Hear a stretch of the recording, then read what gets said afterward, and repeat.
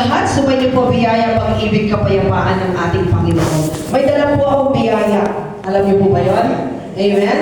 Wala po kanina, sobrang blessed tayo. Inumpisan po ng mga kababaihan, sila po ay Santo Rosario. Nag-Rosario po sila. Talagang iniluklok nila ang mahal na ina. Siyempre, ang mahal na ina, lagi namang itinutuon tayo sa kanyang anak na si Kristo. Amen? And then, followed by, napakaganda ng mga song. Starting song pa lang natin, talagang worship na tayo. Amen?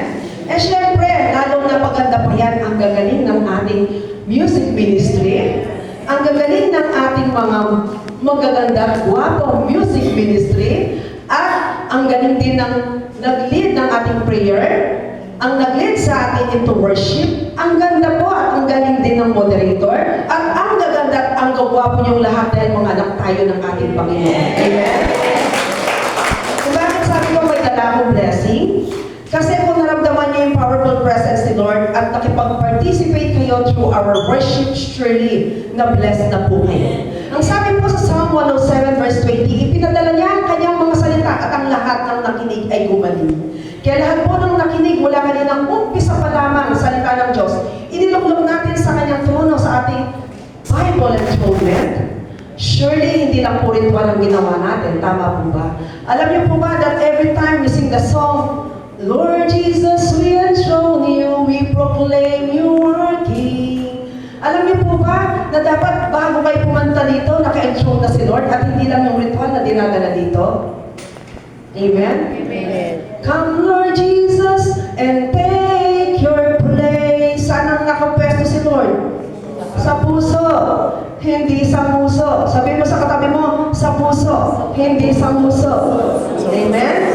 So, para lalo po tayo mabless, pati yung katabi mo, kung asawa mo yan, kung kaibigan mo, kapanalig, sabi mo sa kanya, God bless you, Mama Mary loves you.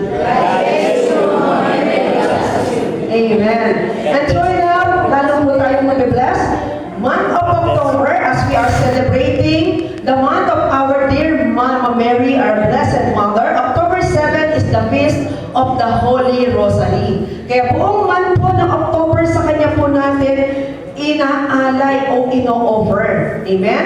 So, ang maganda po dito, mapag-aaralan po natin, sino nga ba ang mahal na ina?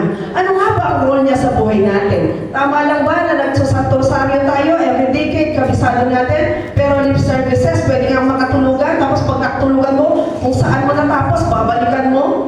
Wala naman po ganun sa atin, hindi po ba? Amen. Titigan mo nga ang katabi mo, mukha ba siyang ganon? Sabi mo, hindi ka ganon. Amen.